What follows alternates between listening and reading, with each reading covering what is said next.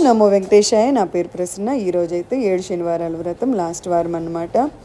చేస్తుంటేనే నాకు చాలా సంతోషంగా అనిపించింది. ఎందుకు అనంటే ఈ 7 వారాలు ఏదైతే ఉందో ఎక్కడా కూడా స్త్రీలకు కలిగే అంతరాయాలు ఎటువంటివి నాకు కలగనీయకుండా దేవుడు నా చేత చేయించుకున్నందుకు నేను చాలా సంతోషించానన్నమాట.